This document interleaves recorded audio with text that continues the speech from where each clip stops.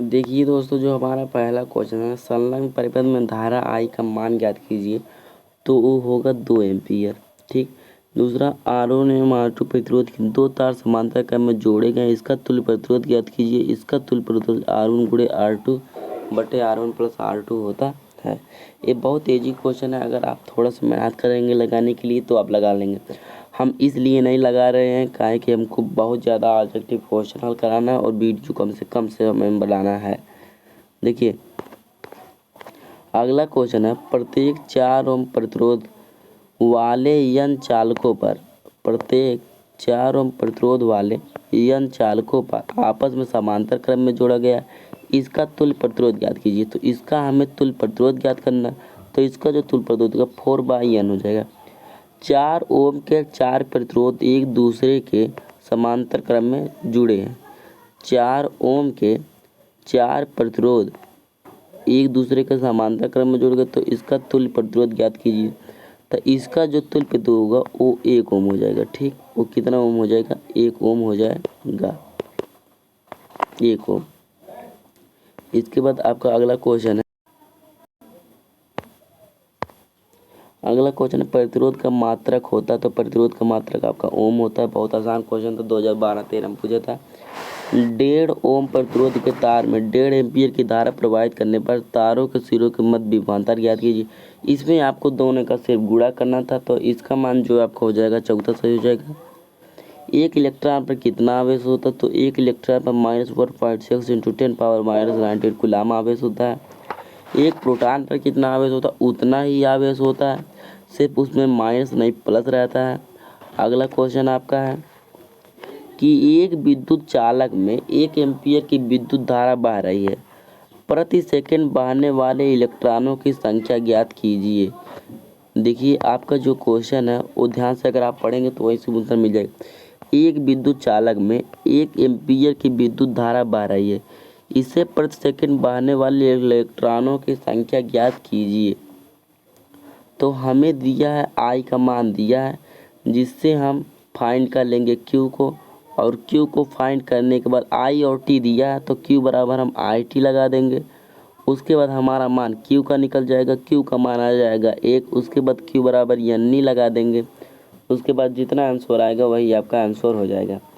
तो इसमें जो आपका सही हो जाएगा, क्वेश्चन है 9वां का जो सही हो जाएगा वो हो जाएगा 6.25 गुणे 10 घाते 18। 6.25 गुणे 10 घाते 18 1.0 माइक्रो एम्पियर की विद्युत धारा का मान होता है, तो वो 10 घाते -6 एम्पियर होता है। एम्पियर सेकंड किसका मात्रक होता है? तो एम्पियर सेकंड की आवेश का मात्रक होता है। किसी विद्युत परिपथ में बहने वाली विद्युत धारा का एसआई मात्रक क्या होता है? तो इसका एसआई मात्रक जो होता है बाबू एम्पियर होता है। इसका एसआई मात्रक क्या होता है? एम्पियर होता है। इसका एसआई मात्रक एम्पियर होता है। इसके बाद अगला क्वेश्चन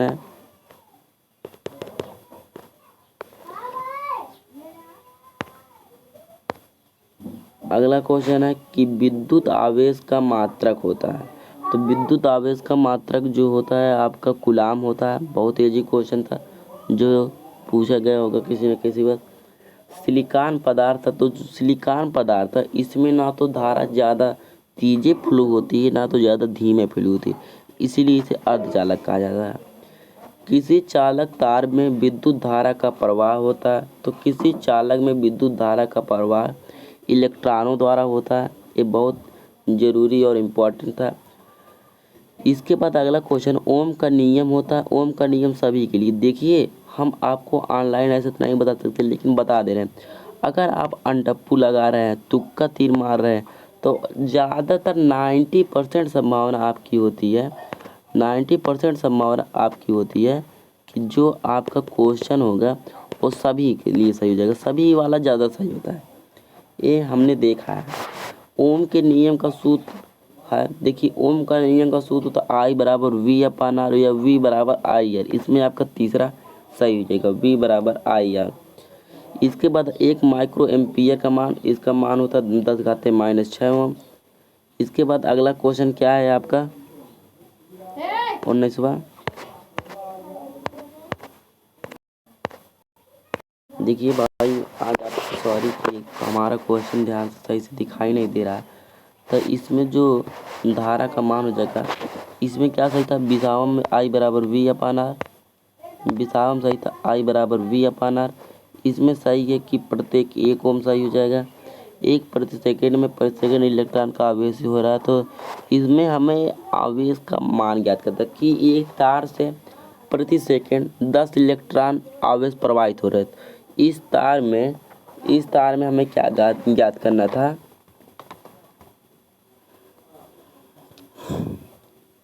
यार इस तार में हमें धारा ज्ञात करनी थी। तो आई हमारा हमें ज्ञात करना था।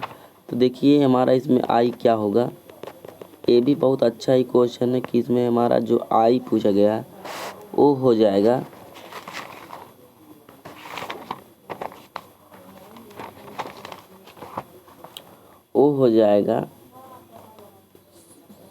चौथा सही हो जाएगा 1.6 into 10 power minus 1.6 into 10 power minus 18। और 23वां क्वेश्चन है, निम्न परिपथ ए व बी के बीच का विभवांतर ज्ञात कीजिए। तो 23वां क्वेश्चन है कि ये दो परिपथ है, दोनों के बीच विभवांतर ज्ञात करना। तो इन दोनों के बीच जो विभवांतर होगा वो हो जाएगा 3 वोल्ट। 3 वोल्ट इसका सही हो जाएगा। अगला क्वेश्चन आपका क्या है, किसी तार की लंबाई उसकी प्रारंभिक लंबाई की 3 गुनी है पर उसका प्रतिरोध हो जाएगा। तो उसका प्रतिरोध, लंबाई जितनी अधिक रहेगी उसका प्रतिरोध उतना ही अधिक होगा, 3 गुना हो जाएगा। 1 किलोवाट घंटा कितने का बराबर होता है। तो 1 किलोवाट घंटा ये बहुत मोस्ट इम्पॉर्टेंट है। 3.6 गुणे 10⁴ जूल के बराबर होता है। विद्युत सामर्थ्य P का मात्रक होता है। तो इस P का सूत्र होता है P बराबर VI। देखिए आप याद कर लीजिएगा, पावर ऑफ वोडाफोन आइडिया, ऐसे याद कर लेंगे आपको याद हो जाएगा। प्रश्न 27 है,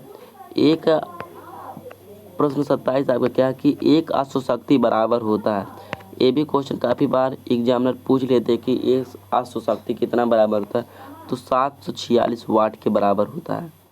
एक अश्वशक्ति 746 वाट के बराबर होता है। अगला क्वेश्चन है कि विद्युत ऊर्जा का मात्रक, देखिए कितना आसान क्वेश्चन लाकर दे दिया है कि विद्युत ऊर्जा का मात्रक ज्ञात कीजिए।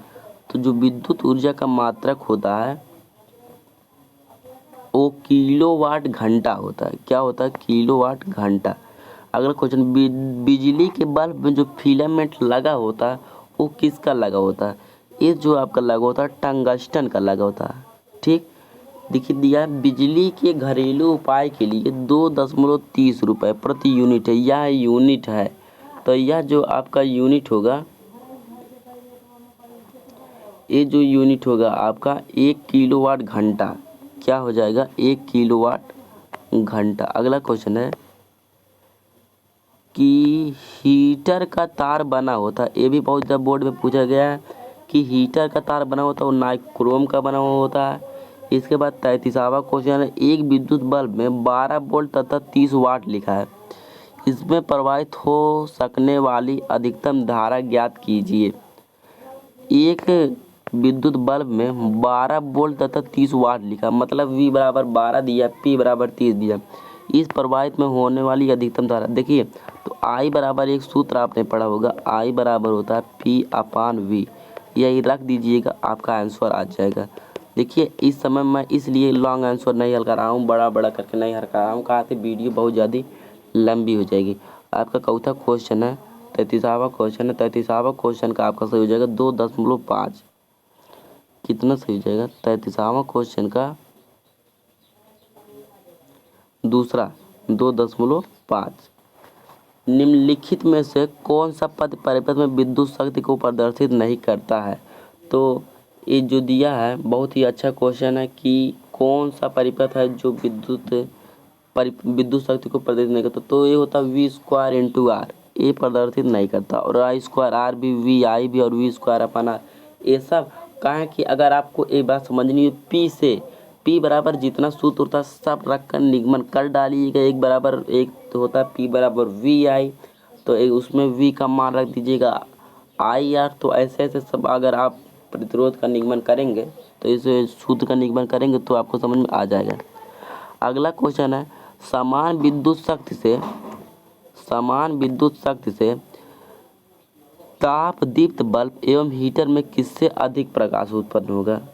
तो इसमें जो दिया है, जो इसका सही हो जाएगा, ये सही हो जाएगा V²R।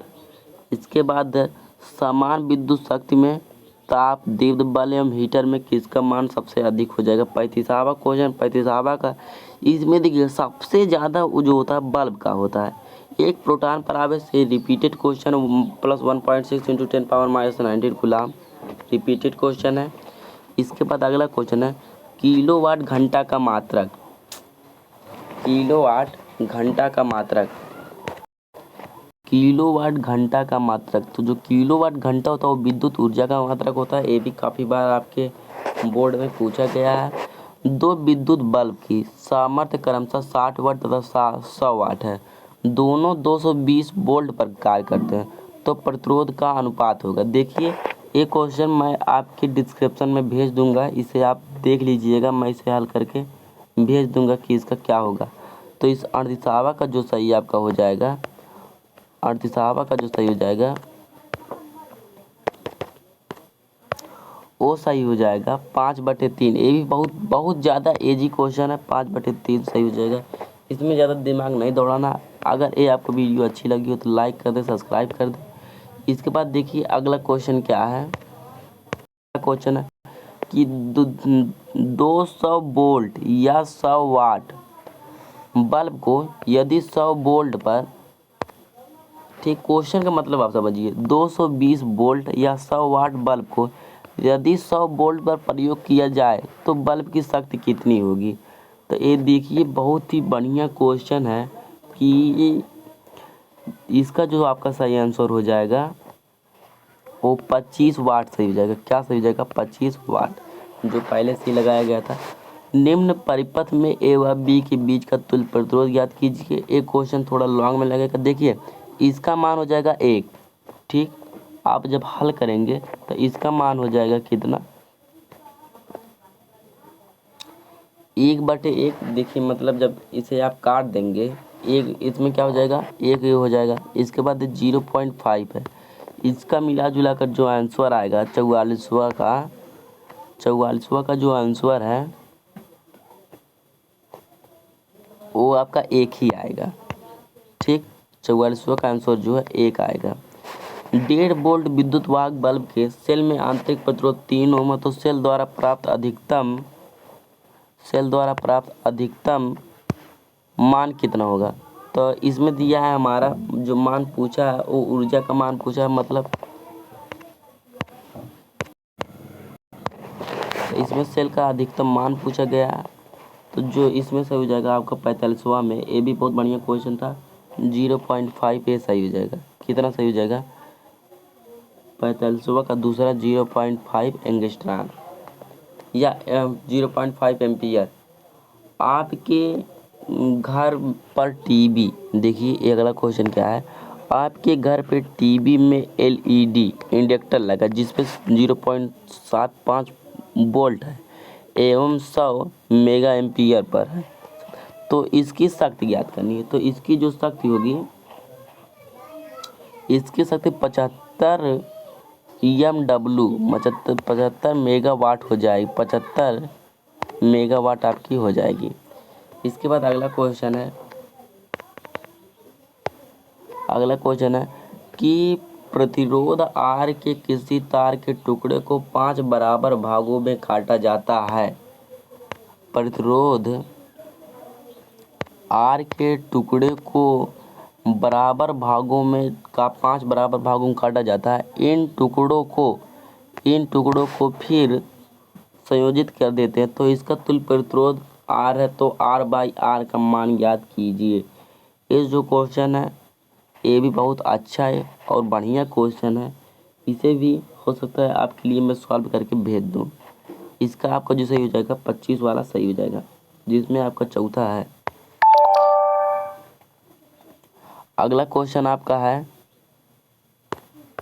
कि 2 चालक तार जिनके पदार्थ की लंबाई तथा व्यास समान जो चालक तार हैं जिनके पदार्थ की लंबाई तथा व्यास समान है किसी परिपथ में बहने वाले ये जो पहले श्रेणी क्रम थे और फिर समांतर क्रम में संयोजित श्रेणी क्रम तथा समांतर क्रम संयोजित उत्पन्न ऊष्मा की मान ज्ञात करना। तो देखिए ये क्वेश्चन जो था आपका बहुत बढ़िया क्वेश्चन था 1:4। इसमें कुछ नहीं करना है, H1 बराबर हो जाएगा I² RT बचे H2 बराबर I² RT रख दीजिएगा, वो आपका आंसर सही हो जाएगा। जो दूसरा सही है वही आपका सही है कि 1:4। बस आज ये वीडियो आपकी यहीं तक कंप्लीट होती है। अगले वीडियो में हम प्रकाश के बारे में बताएंगे, प्रकाश का जितना भी क्वेश्चन रहेगा प्रीवियस ईयर सब बताएंगे। तो आप धन्यवाद।